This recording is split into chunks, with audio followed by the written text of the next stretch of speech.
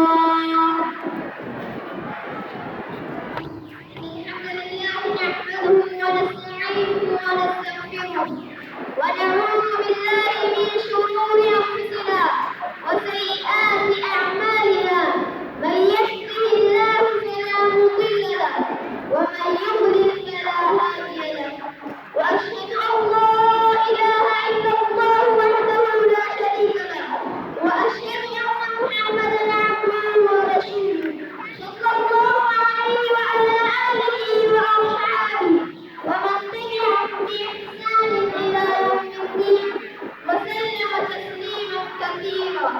يا أيها الذين آمنوا اتقوا الله حق تقاته ولا تموتن إلا وأنتم مسلمون.